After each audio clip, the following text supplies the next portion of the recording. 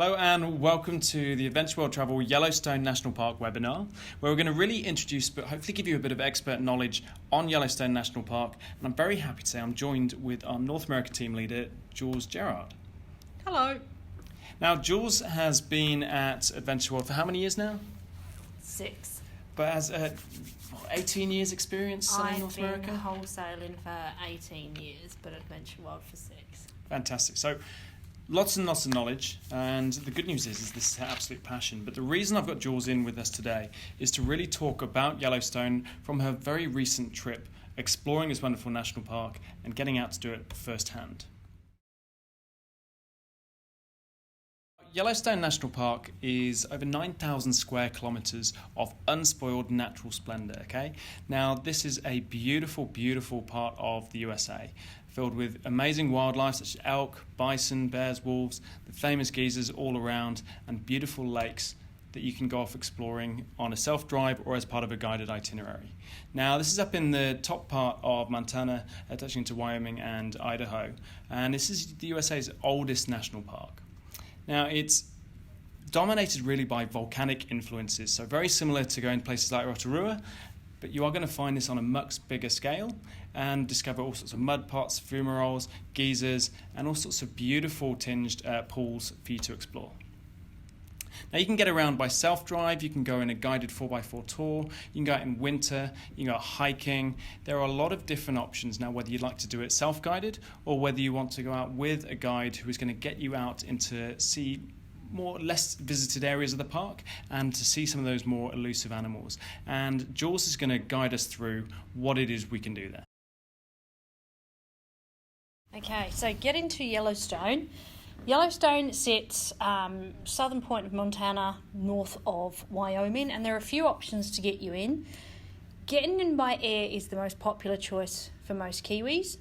Bozeman in the north, and that will get you into the northern entrance at Gardner. You have Jackson Hole in the south, that will come up through the southern entrance, and West Yellowstone is a seasonal airport, June to September, which can be used.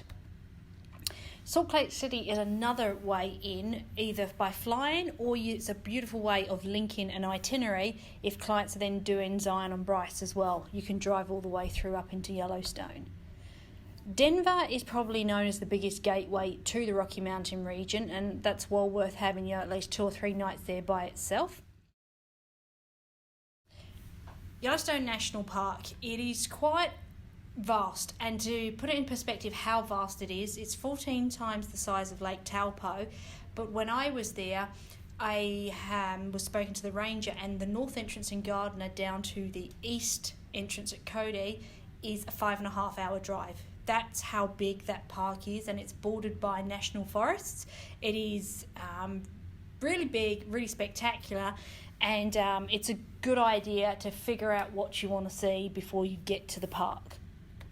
Now, back to the entrances. Most people, if you ever look, say 4. There are actually 5 entrances, but the reason we don't generally use the northeast entrance is that the closest and the most accessible for tourists is going to be the southeast, north and west. So for the north entrance, this is going to get you to the northern part, so Mammoth Hot Springs, Roosevelt. You do on the upper loop, Lamar Valley, and it's about an hour and 20 minutes drive to Bozeman Airport. The Roosevelt Arch is very iconic, but it's only at the northern entrance in Gardner. The other entrances do not feature this. Now, the Lamar Valley is where they reintroduced the wolves in the 1970s, and it's very dense in bear and wolf population, so this is a really good area of the park to try and see. Northeast entrance, Montana. You will go through the Beartooth Mountains, which is one of the most scenic byways in North America, but its distance to where things are, it's 3 hours from Billings, 2.5 hours from Cody. Billings being the closest airport, depends on the itinerary. It's not very common for clients to put Billings in an itinerary, start there and come via the northeast entrance. Most of our guests would come via one of the others. East entrance, this is where I came in from Cody. It's an hour's drive from Cody, And in that drive, about 30 miles of it outside the east entrance is National Forest, the Shoshone National Forest. And the east entrance, the drive in from the east entrance to Yellowstone Lake is actually a mountain pass, the Sylvan Pass. And so Cody would be coming from a self-drive. If they were flying, the closest airports to the east entrance are going to be Denver or Salt Lake City. The southern entrance. This southern entrance is going to be particularly important for clients who are not choosing to self-drive. The southern entrance is obviously the one closest to Jackson Hole. So you would fly into Jackson Hole. It's also very close to the Grand Teton National Park as well. The southern entrance is an hour to Jackson. The west entrance. From Old Faithful to the west entrance, that is about an hour's drive. That is a seasonal airport, June to September. From that entrance to the little township of West Yellowstone, it's about a 10-minute drive. And in that area, that's where they have the Grizzly and Wolf Discovery Centre that you can visit. Now, Yellowstone has a huge amount to offer, in particularly wildlife and wilderness, which is one of our 3 core pillars. But with so much wildlife as far as wolves, grizzly black bears, coyotes, bighorn sheep, elk, moose, you name it, as well as the stunning thermal pools, there's a huge amount for your clients to go and see. So Jules, tell us a bit about what sort of itineraries we can do to get out and see some wildlife. One of the best options you can do is the suggested Grizzly and Wolf Safari, because that really takes you up into the Lamar Valley, and as I was saying, that's where they reintroduced the wolves in the 70s, and it's very dense in bear population. This is an actual photo that was taken inside the park, and that's really the best chance you've got of seeing those, because the bears are shy, and anywhere else, yes, there are bears, but it's one of those, some people you see them, some you don't, you can't guarantee it, but that would be the highest density of bears and wolves in the park. Bison are everywhere. When I first went to Yellowstone, I was really excited to see a bison, because they are the national mammal of the US. They've just become, and I find them really amazing looking creatures. But there are so many of them. By the end of Yellowstone, it's like seeing cows by the side of the road in New Zealand. They're everywhere, and little babies and the big bulls. It's quite stunning to see. Now, obviously, you can go in winter as well, which this picture is showing you a beautiful bison there. We're going to touch on some winter options very shortly. But what else do you see as far as nature and the beautiful sights in Yellowstone? You will see things. I saw bighorn sheep, I saw coyotes, I saw marmots, prairie dogs, and prairie dogs are a bit like meerkats in Africa. They poke their heads out, everyone looks around. Lots of bald eagles, and you get really good at spotting those. If it's got a white head and a white tail underneath, you're looking at a bald eagle from underneath. You'll be able to spot them up in trees too. You're also going to see deer, lots of deer. They've got whitetail, mule deer, and then obviously the bison, grizzlies, black bears, wolves. They've got a whole range. You've also got the Grand Prismatic. Now, for me, this is my iconic shot that when I was going to Yellowstone, I really wanted to see the Grand Prismatic, because this is all I'd ever seen. Just to give you a little inside tip, this is taken in summer when the weather, the outer atmosphere, is very warm, so the steam is not very visible coming off it, because as you can see, the walkway is level with that Grand Prismatic. When I went in May, it's very cold outside, so the steam coming off it was so vast you couldn't actually see the turquoise. But that is one of the more iconic shots. You've then got the bubbling hot pools, you've got Old Faithful, and the really good thing about the hotels that stay around this area is that their reception areas both put up when the next eruption will happen, so you can organise it around breakfast or go into the visitor centre, whatever it may be, so you don't miss out. See, as well as nature and getting out to see the wildlife, there's actually quite a lot of history around Yellowstone National Park. Okay, so you can go up and visit Fort Yellowstone Visitor Centre, Mammoth Springs. It's always well worth a visit. There is one here and there's also one down by Old Faithful, and the visitor centres really give you an idea of the geology, what's in the region, how it's come about, and it's well worth, even if it's a quick half an hour visit, well worth putting in. We've also got Fort Yellowstone. This was back in 1910. But even if you're not a big history buff, it's still worth going to check out. And if we've got avid hiking, cyclists, all those sort of soft adventure people, there's lots to do? Yep, lots of hiking. You can do as much or as little as you want. A lot of what you can see is on walkways, and you do need to stick to the walkways. But there's lots to be done. This is the Grand Canyon of Yellowstone. Basically, you have those are Yellowstone Falls, and there are upper and lower viewpoints so that you can see both. And this Grand Canyon runs from the falls quite a long distance and is actually stunning. When I was there, it was quite snowy, but it just gave it just such beautiful photos. And winter. Yeah, and winter, obviously, you're saying there was quite a lot of snow while you were there. How was getting around? Is it a bit of a challenge? Yes, Yellowstone is not a 12 months a year kind of national park. The reason being, I was there in May. My east entrance, when I drove, they told me it was closed due to the weather that day. It was quite treacherous.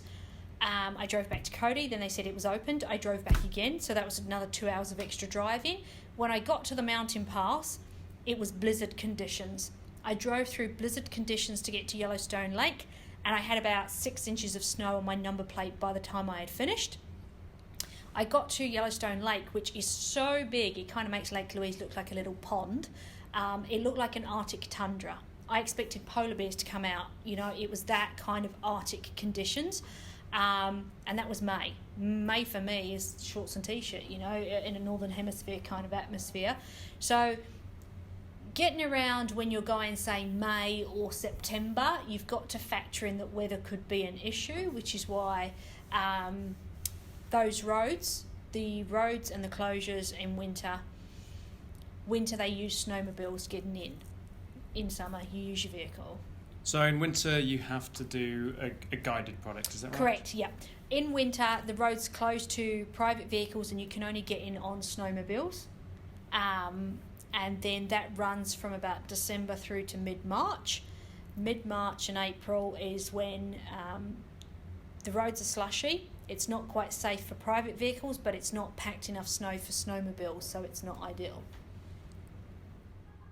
So we've already touched on it, but what is, in your eyes, the best way to get around Yellowstone? Self-drive. And I will put this in perspective. It's that I am not a fabulous driver. It's a bit of a joke here in the office, how good I actually am. And I was a wee bit apprehensive, but once I got my car, honestly, it is the best thing I've ever done in all of my trips to the States. And I can, honestly, I will always be self-driving in the future. It was so easy, especially in this region of the US. The roads are wide, there's not a lot of really built up traffic, and just getting around Yellowstone with that freedom that I would get to one attraction, if you will, and I would spend 10 minutes and I'd be like, okay, I actually want to get to the other one, and then I would just move around and I had the freedom to stop as and when I liked. And if I wanted to spend half an hour waiting for something to erupt, I would, because I wasn't on a schedule. Perfect. And photos like this, I mean, the office were joking, saying, oh, how often does this really happen? It happens. That is a real thing because, drum roll, that is my bison out of my car window. And I kind of left the door in so that you really get a perspective on how close the animals are.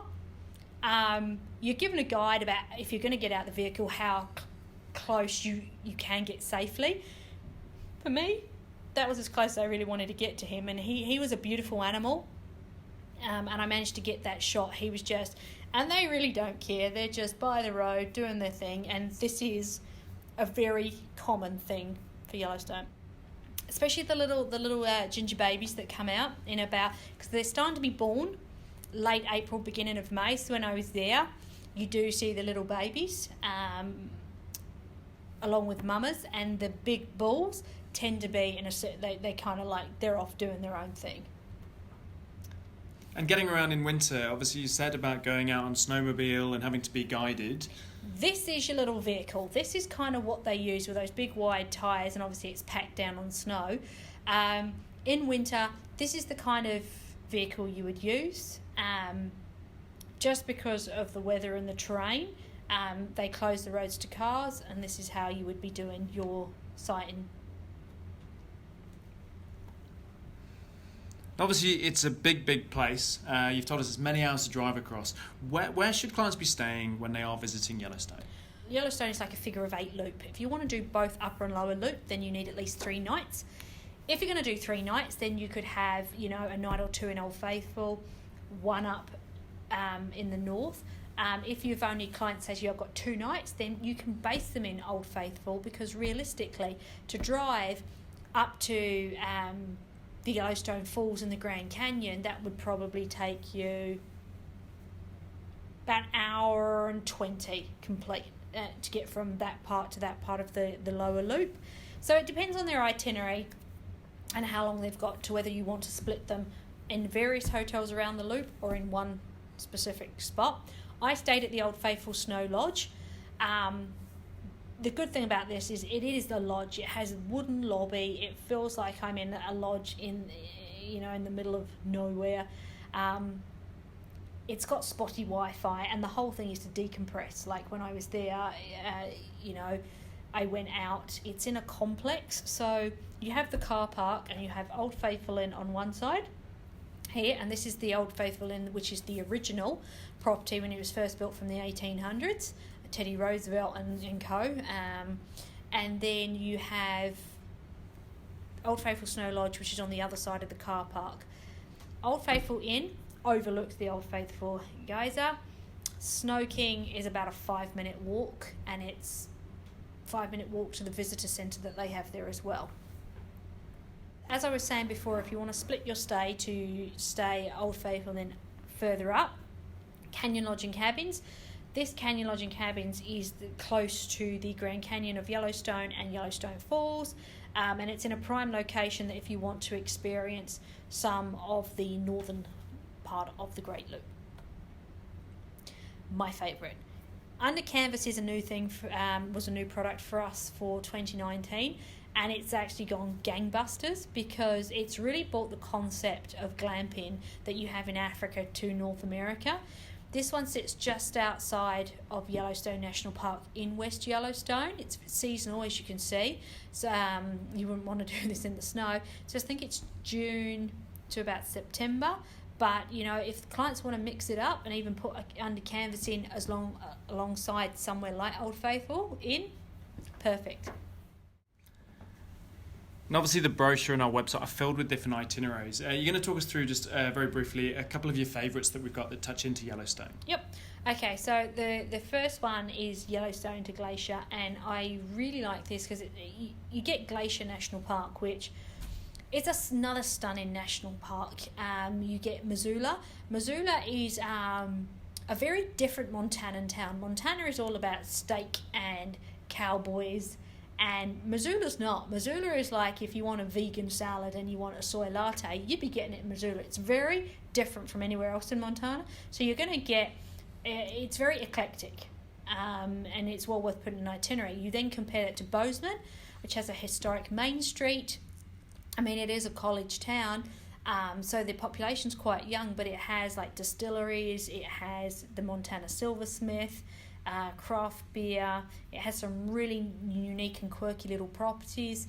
I mean, I stayed there and I would put that in. If I'm doing an itinerary that wants to take in the north, it's to come from the north, you put Bozeman in as your starting point. Red Lodge, going through, driving Montana through Red Lodge, and it's going to the Sun Road, is one of, I think, the top 10 drives you can do in the US. Beautiful. That is seasonal, so you really have to, look at when you're travelling, when that can be put in.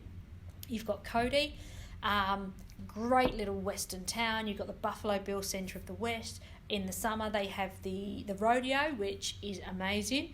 And then obviously Yellowstone, Grand Tetons, and ending with Jackson, which is a great little ski town, but in summer it's got so much character.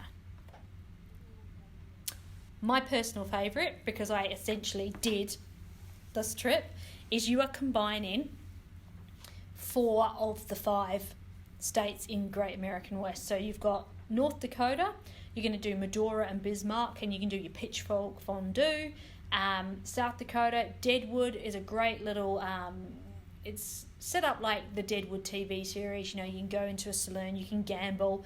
They have daily reenactments with gunslingers. You have Rapid City.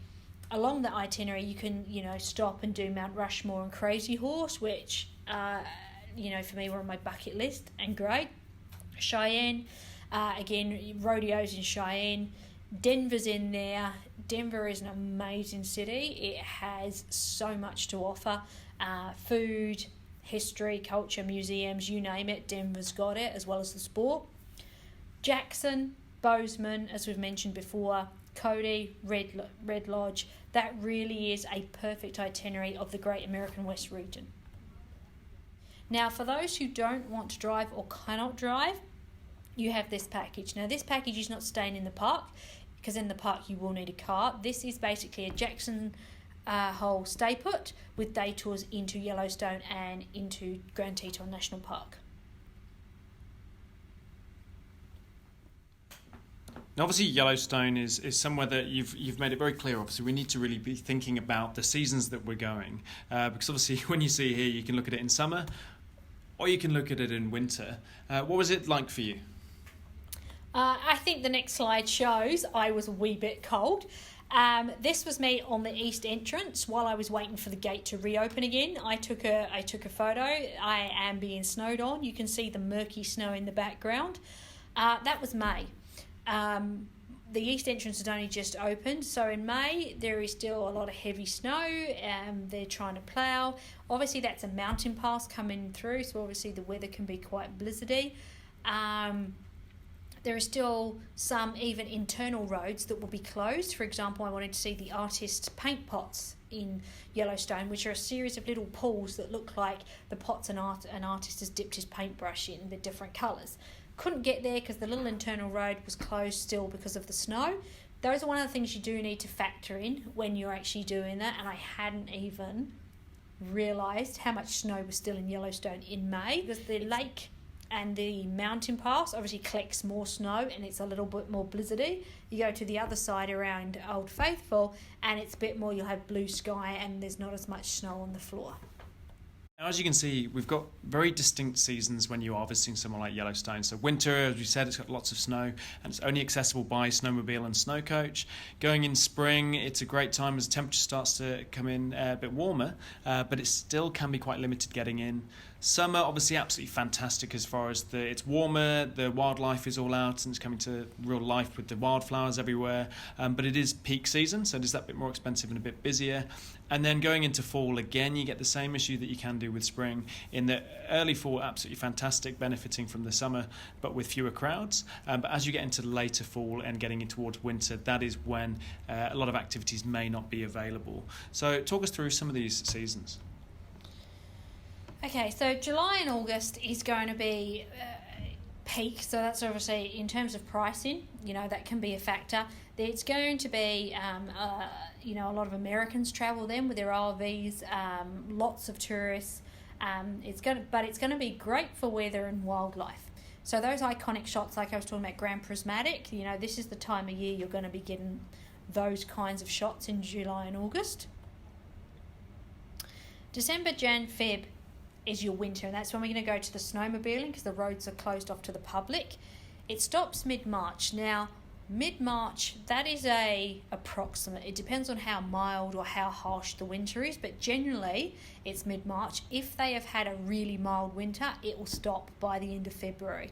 So it makes March, you know, quite an iffy month to try and get in because the snowmobiles might have stopped, but they've not opened them to the cars. So as we were talking, late March, April, November, not recommended purely from the point of view the roads, because it's not open to the cars because of the snow or the slush, but then it may be that the snow's not packed enough for a snowmobile. So these kind of months are the ones you really want to avoid. May and October, you know, you can go, but you also have to keep an open mind. Like for me, I drove the hour to Cody, they closed my entrance, I had to wait. Luckily, I had, I waited for about an hour and then they reopened it and I managed to get through.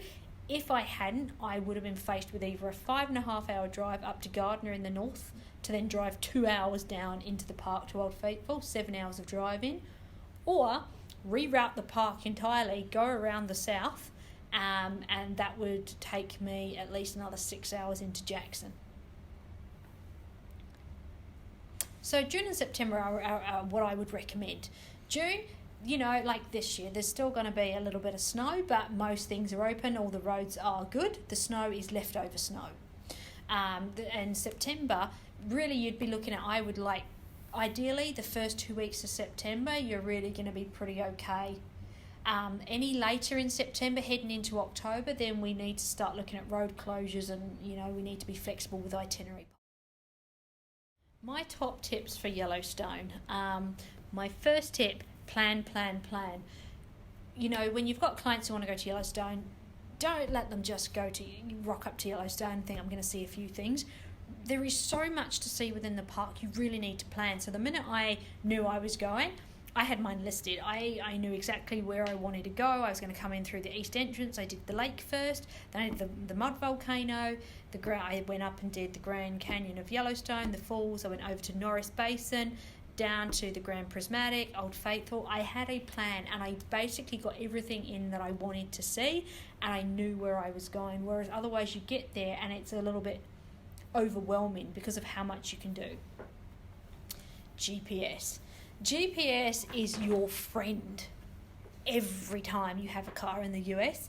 The great thing is that, yes, it's one road, Grand Loop Road, but night sign isn't always around that common. And if you want to go off on one of the side roads to see, Biscuit Basin or the Steamboat Springs, it's not necessarily.